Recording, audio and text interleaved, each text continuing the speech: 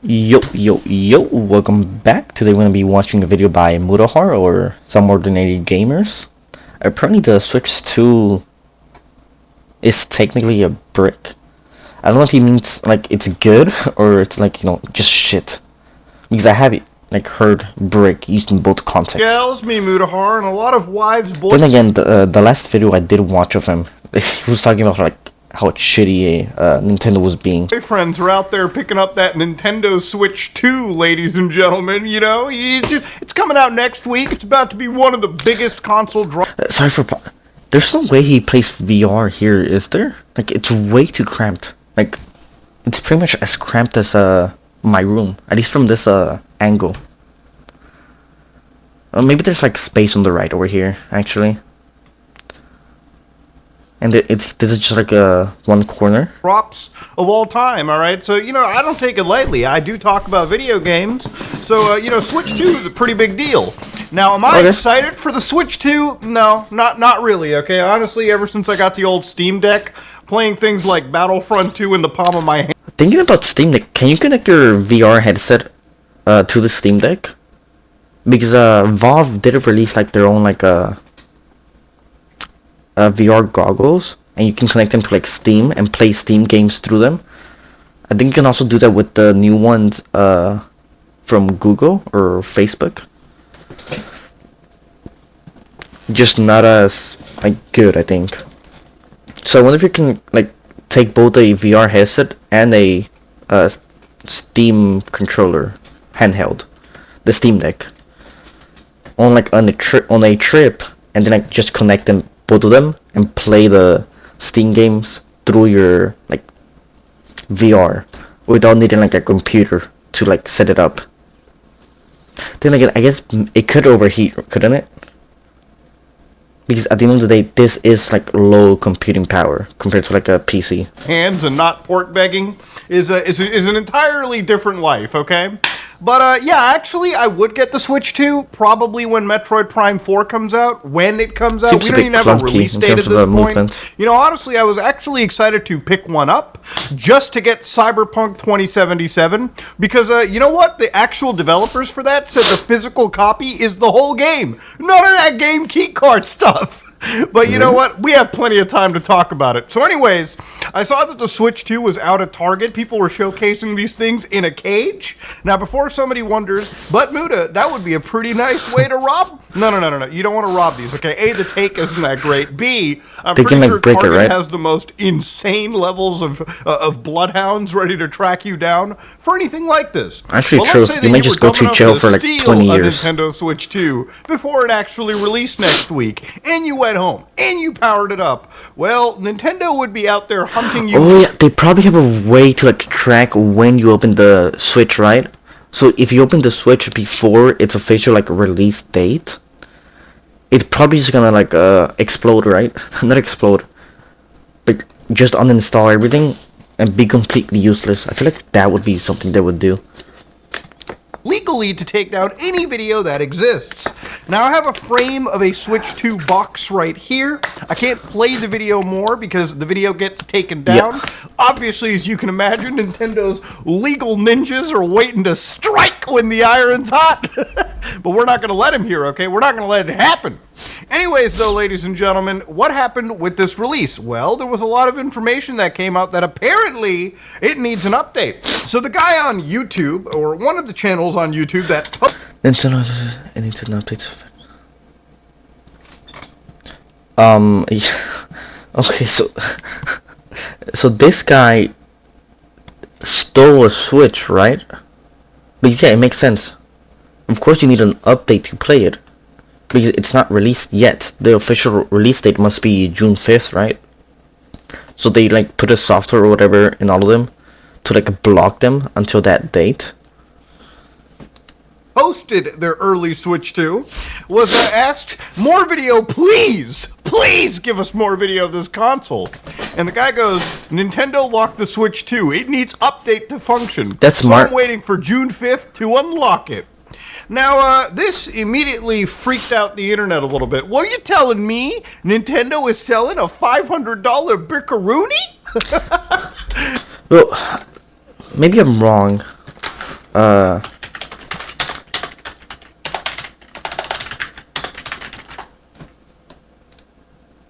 duh, duh, duh, duh, duh. Why doesn't release date June 5th? So they're not selling a brick, right? Unless you're pre-ordering and you get it before the official date. In that case, yeah, that's obviously like a bad practice. Because you paid to get it early, but you can't use it early. That's retarded. You know, Otherwise, it does make sense for it to be a brick, because technically the only way you're gonna get it early is if like you stole it from the store before it was officially put there. that too. I was like, whoa, hold on a second. We're getting sold a brick of a system. And now this is going to sound like me defending Nintendo, but to be honest with you, ladies and gentlemen, I kind of don't see anything want wrong. to not get mad at this, because this is already a battle that I feel is not worth putting Nintendo as a lightning rod for. I'm not saying any of this Nintendo is okay. Nintendo doesn't care. Like, they probably don't even know what the English community is even saying. They just say, oh, they're complaining. I don't even know that language. I just see the sales are going up. They're buying a lot of it. But we as a society have been dealing with this for decades now, and people like me have been screaming into the fucking void. And everyone has always said, we're crazy, right? You know, think about it like this. When you go purchase a brand new iPhone, what is the first thing that you gotta do? You probably have to connect to iCloud to activate the phone, and then you get to sign into your Apple account and actually set it up during its initial phase. You can't purchase an iPhone, from my understanding, and use it completely offline, okay? You need to, at least at one point, have this device... Yes? I've never actually done it, but do you have to connect it if you jailbreak your iPhone? Because or is jailbreaking not a thing anymore? I've never actually done it, but I did search it up because I wanted to do something and I couldn't, because iPhones are I think it was actually for Minecraft in my phone, where I couldn't get mods because it's a shitty phone. You need an app, or I don't remember. But apparently, if you jailbreak it, you can do whatever you want. Back to Apple servers. Now, people will say, well, it's a phone, Muda. Of course you're going to have internet connection at any given moment, right? Or at least satellite or some form of connection. And that's true. But again, remember, this means that this is a several $1,000, well, a couple $1,000 device that is actually unusable if you don't have any form of connection, right? It's unusable at the start, because I have used my phone in Cuba when there's no connection, not even a service itself to play offline games. So it does work. It's just severely limited. Or if you don't set it up. The beginning, you need connection, basically. So yes, technically you can't use it. Actively e-waste without having, if it does not have the ability to connect to Apple servers, even if other components work or down the road you can connect, this is a useless piece of technology, okay? Yeah. And yes, on the road you can connect, this is to Apple servers, even if other components work or down the road you can connect, this is a useless piece of technology, okay? Yeah. And yes, after a while, a lot of devices become retro. You think this iPhone is an iPhone? This is an iPhone 3GS, okay? I doubt it could even... You think this iPhone is an iPhone? This is an iPhone... Fuck, man, the button. Actually, I might have had this one, actually. Yeah, it's super small. Yeah, I think I had this one before. I got the... whatever my iPhone currently is. Dude, this was the best one. Double clicking. We lost something so good, man. Now you drag and do shit. If there's even a little bit of water, it gets super buggy. If your screen has a small scratch, you might do this, and then it it just puts a random a app or whatever. So dog shit, man. iPhone 3GS, okay? I doubt it could even bother connecting to Apple servers. Not that I remember Like- from my passcode. Like, I put music on when I take a shower and then take hot showers. Sometimes, I'm trying to like skip an ad. I click, and the phone just it like bugs out like crazy. It just sucks Not ass. that I even remember how to reset it. It is a different beast at this point, okay?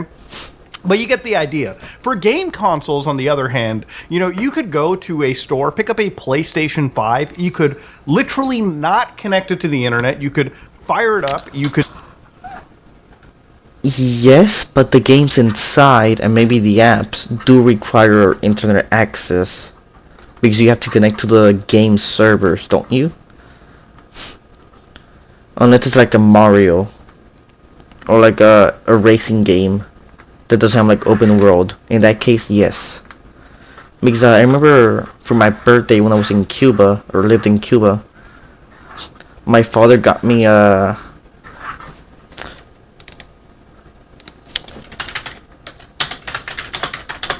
was one of the first ones. Not this old actually. But I remember it was the machine with like the disc and you'd put it and you'd have to blow on it if it didn't work. This one. I played this one. Then like the one with the blocks that told you information. I played that one.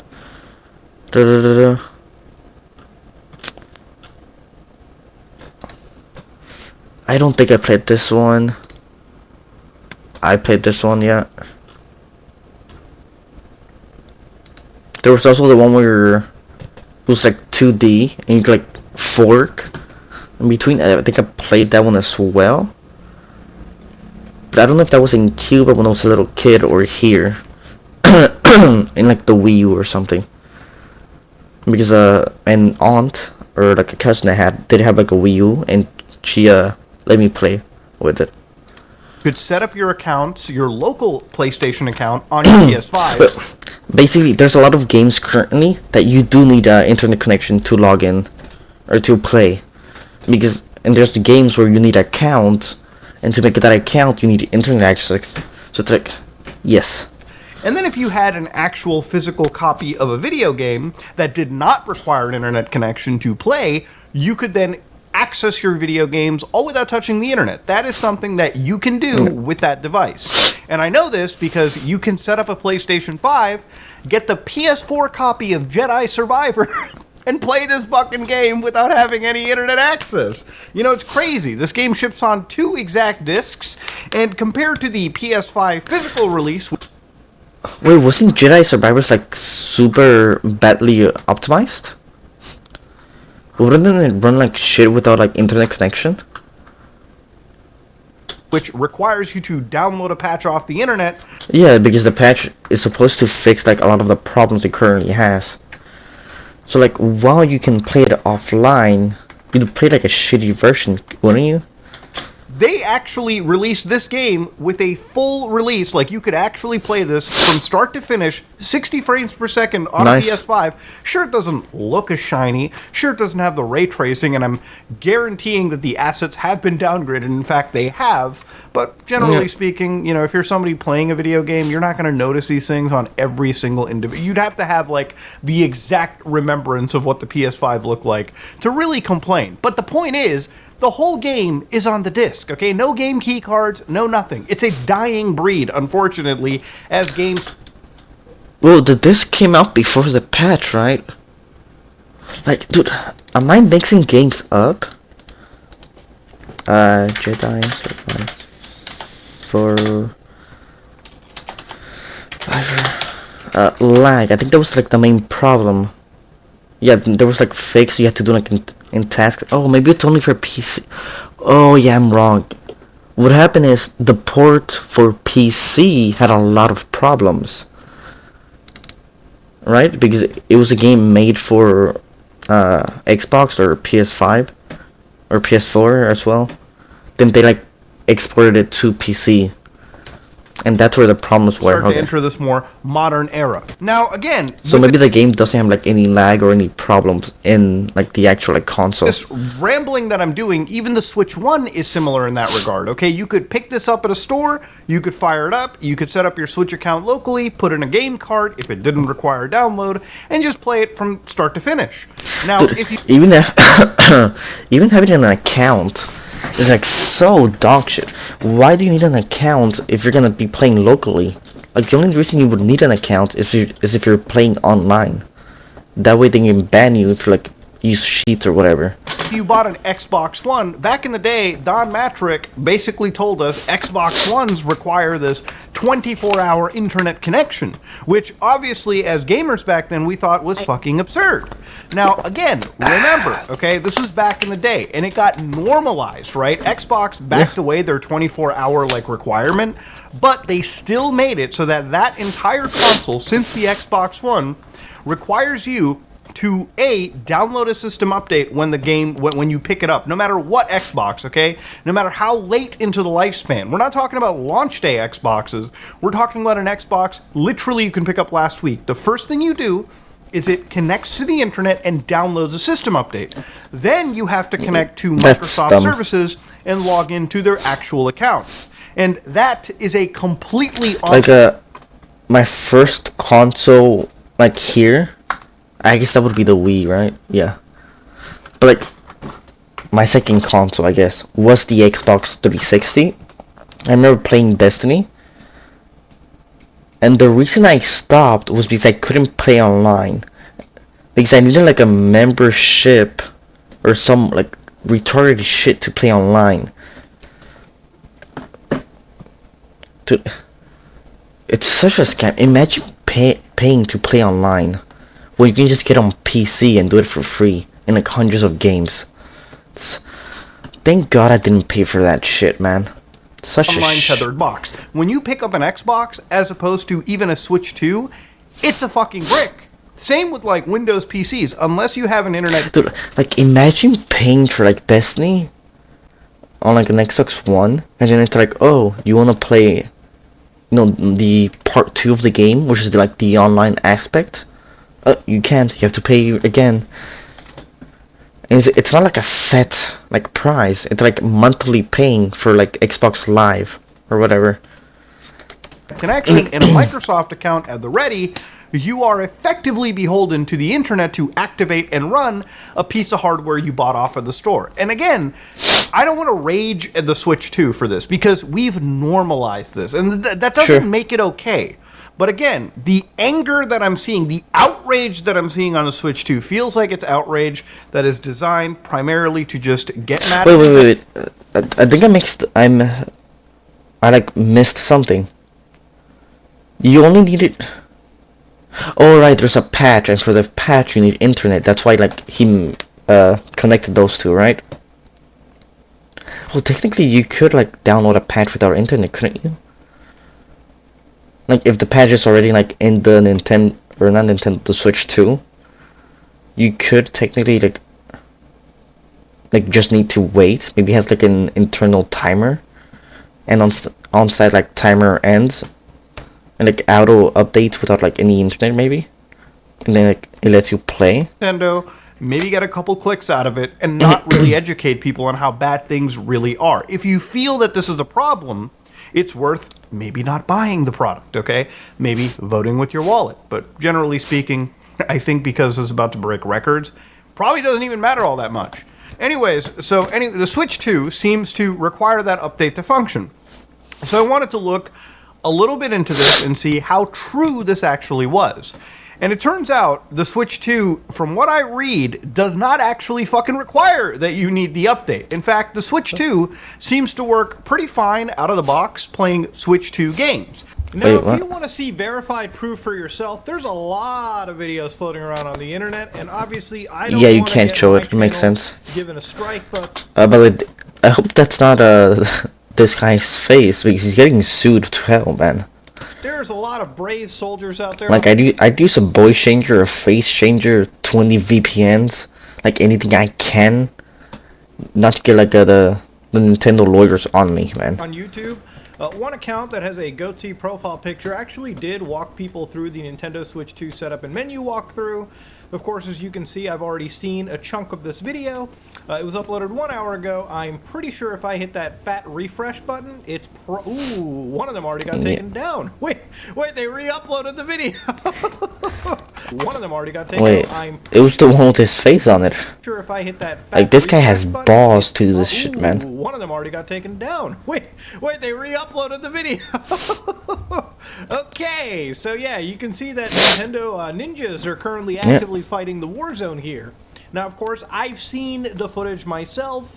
Obviously, I'm not going to show it to you, but yes, the console can be set up without that internet connection. Now, they did not show a cartridge going into the system to prove, if Switch 2 games work out of the box, but I imagine if the system is able to set up without a firmware update required, I'm sure it can handle a cartridge from the Switch 2. Yeah. And I'm also entirely certain the cartridge should have the game in it. Oh no, because they changed it. Didn't Nintendo change it and now the cartridge it just has the download or whatever? So you still need to download. I don't even remember. I'm not even gonna talk. It was some bullshit. It didn't make sense to me at the time. The cartridges also contain the required firmware update that would be necessary to run them in the first place. So even if you were completely offline, it does seem as though you do have that offline support, right? Okay. Just personally speaking. But yeah, obviously, like most modern things, having an internet connection opens you up to so much more functionality. But yeah, that being said, this is about all I can show you. So for anybody that has no idea why the Switch 1 needs an update, well, it's because in order to run the Switch 1 games on the Switch 2, it needs to run them underneath a software emulator, okay? Oh. Meaning that it's not a full-ass emulator, but it's something where in order to run the Switch 1 games on a Switch 2, there needs to be some translation of instructions on the fly. Yeah.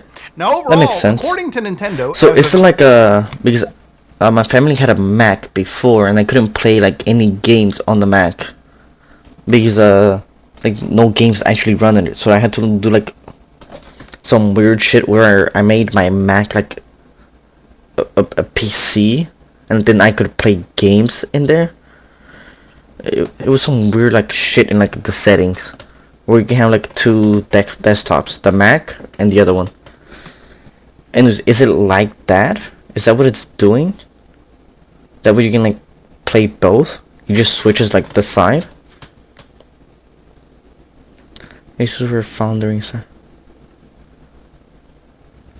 Compatible.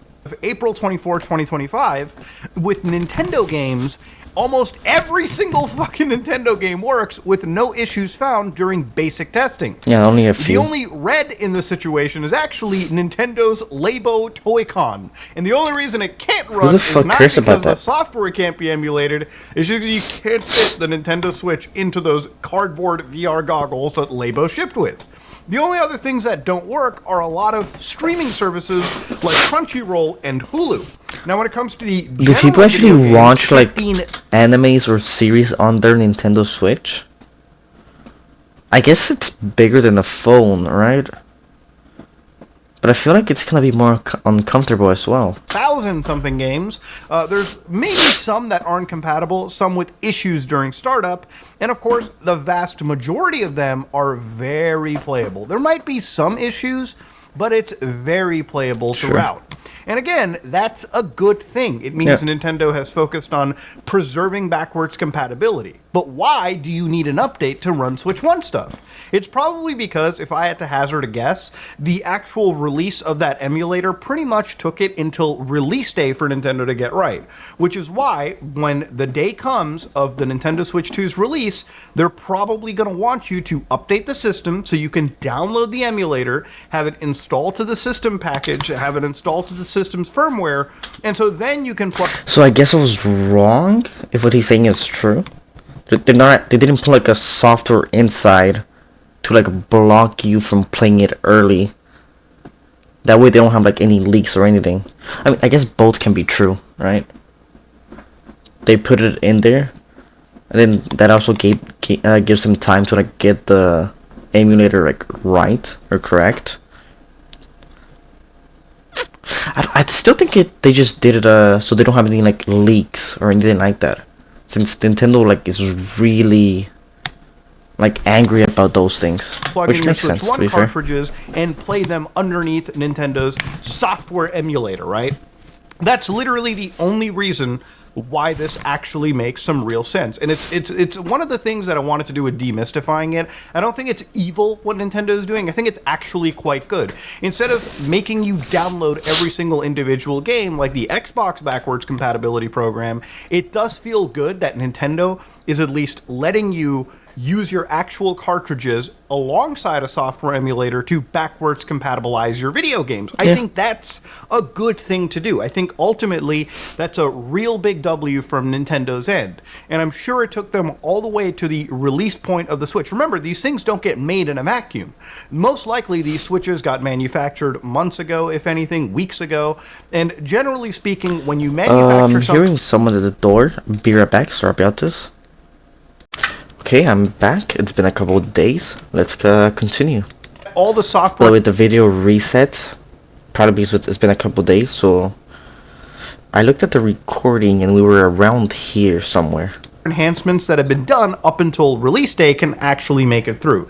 That's what that's literally the one reason that it makes sense. Now people have started to point out like things where Nintendo is immediately stopping to give a shit about like previous systems. Like for instance, one of the things that came out like today was like shit about like point out like things where Nintendo is immediately stopping to give a shit about like previous systems. Like for instance, one of the things that came out like today was like the feature update for their emulators, right? So for instance, on the Switch 2, there is a feature called Rewind, where for these N64 games, if you make mistakes, right, for instance, you can rewind gameplay. Meaning that if you make that mistake, you can basically go back a few frames.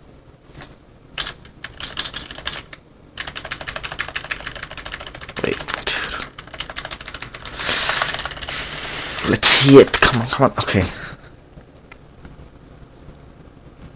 Looks like a cool feature. This is for the emulator, I think he said. Basically go back... Wait. Nintendo released something for an emulator? Don't they like ban you from all events and shit if you like mess with their games even a little bit? Like even if you change Mario's hat from like red to blue or green. A few frames and basically retry your luck again. Now this is something that is in some Switch games like Super Nintendo stuff. I actually do it for like Link to the Past because sometimes you make a mistake, you go back, it just makes the game easier. It just makes it more simpler. And rather than easier, I would say it's less annoying, right? Then again, if you're playing golf and you're like rewinding time until like you get a hole in one, I feel like that kind of goes against like the whole purpose. But yeah, absolutely enjoy it. The reason why this doesn't show up on the Switch is if you've ever emulated anything, you'd realize that rewinding is not something that is super cheap to do, okay? Rewinding takes system resources. And by the way, for a Nintendo Switch that is already at its life's end, okay, the fact that this is emulating Nintendo 64 and doing a pretty good job at it is nice. Pretty cool. Crazy, yeah. Remember, this is a 2014 era piece of like hardware emulating some of these games and running some of the bigger titles. Wait. Piece of like, remember, this is a 2013. There's no way it's 2013, right? It's like 2016. Release. Fuck. Yeah, it's 2017. I guess he's talking about the software in it, not when it released. I don't know about that. But it hasn't been that long. 14 era piece of like hardware, hardware emulating some of these games and running some of the bigger titles. You know, we're at a point where features on the system level have to get turned down just for certain games to run, okay? So I wouldn't be surprised older games, if that's the case. Like it's weird, older games you need like worse systems. Even though you'd think like, oh, I have a better system, so I should be able to run older games at better, right? But it doesn't work like that. I'm not really too like tech savvy in that like aspect. Known as a CRT filter, which made the game look like it was an actual CRT, and I'll be honest with you, it looks amazing. Like look at the actual sharp, like roughness that you feel. Yeah, the sharpness here kind of like ruins it because you can see like all the like pixels fucking it up. Here the pixels kind of like unfocused. I guess that's the right word, right? It's not as focused, so it looks more natural, maybe. Feel without the filter, and then with the CRT filter, things More just blurry. look closer to what old TVs look like. And obviously, CRT filters, for anybody that's obviously emulated, I know that I have. A lot of shaders like this are not always easy on the hardware. Okay, even on the Steam Deck, which is pretty. Oh, not only are they not easy, they can like crash your game. Not only crash, but can't they also like corrupt your save files and shit?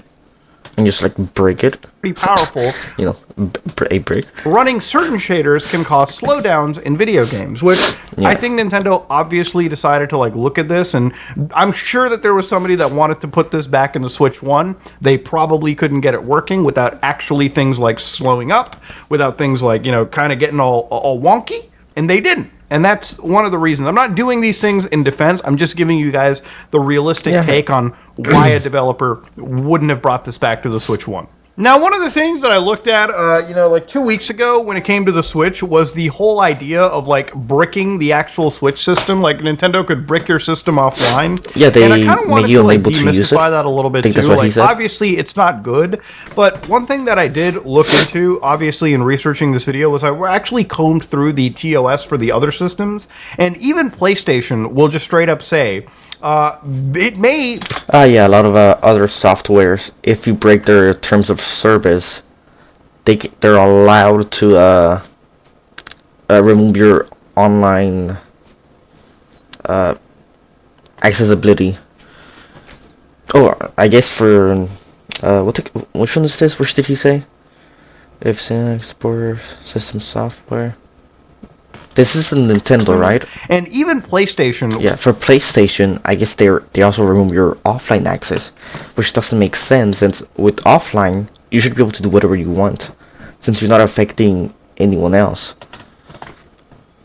Which is complete bullshit. And the only reason they're like allowed to do this is because they apparently sell a license, not the actual like game. Even though when you buy the Xbox or the PS5 or whatever you buy, like whatever console you buy, you're buying it. You're not what's it called, renting it. You're not borrowing it. You're paying money and you're getting that thing. I guess it's software, so it's not the same thing as. No, it is. It definitely is. You're buying the software. You're buying the Xbox, and that includes the software. It's not like you have to pay monthly for an Xbox or a PS5 or whatever. Like you buy it once and you can use it as much as you want. We'll just straight up say, it's just fucking bullshit. It may procure the action of protecting its interest by disabling access to the whole, or like, use of some. Technically, you don't own this. You only have a license to it. It's so. Or all of system software, disabling use of this PlayStation 5 system, online or offline, termination of your access to PlayStation Network, denial of any warranty. So disabling of your system online and offline seems to have been, I guess, part of the actual PlayStation like TOS. And again, the broad usage of disabling your PS5 system online is one thing, right? Like obviously, if you don't want me. Yeah, if you're a hacker, you should get permanently banned online. However, that doesn't mean you can't play games. Like Mario, for example. I guess Mario Maker is... No, it's not. Mario Maker is not online, as far as I know. Like, it's still single player, right? So it's not like you can cheat. I guess you can cheat by beating the levels faster or whatever. So yeah, I guess ban them there too. But there's like plenty of games that are offline. They're like puzzle games and shit. They should be able to play that. Connect to your servers. Cool, I get it. I'm a hacker in your eyes. But offline, shouldn't I not be allowed to own the piece of hardware and do what I want with it? Like what? Even with Xbox, when you come across things like you will not use or install. Oh, here it is. The Xbox software is licensed to you, not sold. It's so fucking retarded. Any end update by reverse engineer the Xbox. install unauthorized software. If you do, your Xbox console Kinect or authorized accessory may stop working permanently or after a later Xbox update. Now, this is a lot less scary Dude, before it's so after a late. You will not use unauthorized accessories. Why? Like, what's an authorized accessory? Like, for example, the Xbox had like a Xbox 360 had like a motion camera.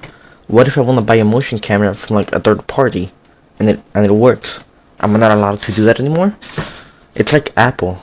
Oh, you have an iPhone, and your charger broke, or maybe the back of the charger, the box, doesn't come with your phone anymore, because I think they removed that, right? Like the box itself doesn't come. But who are you gonna buy it from? Well, Apple. And it's like you want to like fix your Apple phone? Well, you do it at Apple. You want this for your phone? Well, you do it at Apple. It's like it's so fucking toxic. Later Xbox update. Now, this is a lot less scary because I think what Microsoft has done here is that they're like, hey, if you install a piece of software and in their mind it conflicts with an update somewhere, it could fuck up your system, all right? I don't think they're specifically saying, we're going to fuck up your system. But across all of these systems, it really does feel like we have less ownership of our hardware, which is one of the reasons... Well, you don't have any ownership because it's licensed. Like, that's why they put it there. Like, your ownership of it, it's zero. They can take it away at any point. Even though, when you bought it, nobody told you it was a license, right? Like, if you buy a Nintendo Switch, the cashier doesn't tell you, oh yeah, this is a license, right? It's like, okay, you're buying the Switch. Like, well, are you buying only the physical thing? Not the actual, I guess the software is physical, right? Since it's inside the... Wait, is code physical? Like, for example, my screen is physical, but he isn't physical, right? But the code itself is on the screen that's making it look like he's here.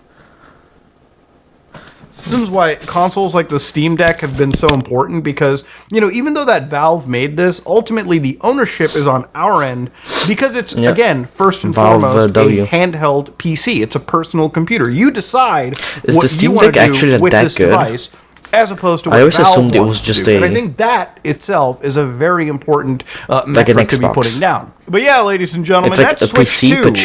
Boy, oh boy, oh boy. There's been a lot of hoopla about it. And I feel like this video is worth making because it was demystifying a lot of that hoopla. No, the Switch 2 is not a brick when it drops, I imagine. It's a brick for certain features that are being in development up until the release date. Things like Switch 1 backwards compatibility, which obviously they're running through... they are making it thicker, if I'm not wrong, right? Or was it thinner? Some software, and that is something that I'm sure they're still even ironing out as of like right now.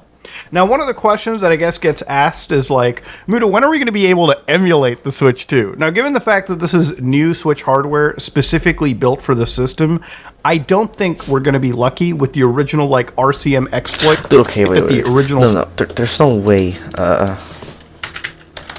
Can you emulate Switch 1?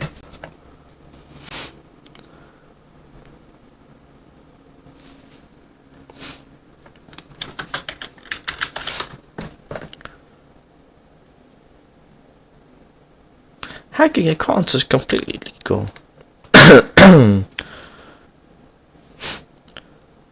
Wait, really? Nintendo is letting people like emulate? Like, legally? Because if I'm not wrong, from some streamers I've watched who like have played Pokemon, and they bet, I think it's called the Twitch Cup or whatever, like they're Spanish streamers. They're completely banned from like any Pokemon event for doing that. Like, so I just expect them like to not like that type of thing. And didn't they like strike channels on YouTube that were like switching the games? Does that not count as emulating? Switch 1 had. For anybody that didn't know any like change to their games, you could take off one of these Joy-Cons, stick a pin right here, and basically put this thing into, I guess, some form of a lockpick mode or recovery mode. And from that, you could launch arbitrary code, meaning that you could run custom firmwares. You could run anything you wanted. And Nintendo, because it was a hardware exploit, they couldn't really even patch it out. So I don't think the Switch 2 is going to have that. If it does, big if it does, then yeah, you could start to see something really wild occur. But I don't think Nintendo is willing to make that same mistake again, given how devastating it was for the actual original Switch. But ladies and gentlemen, let me know what you think in the comment section below. If you like what you saw, please like, comment, and subscribe. Just like it if you dislike it. Alright. Okay, so final thoughts. I do think, I still think the reason why they have the lock until like the release date is so that things aren't leaked. For example, like a Wario 64. Oh no, never mind. It's a Wario 64. Okay. For example, A2 Dubai. I think this is the guy that had like a Nintendo Switch and it was like locked.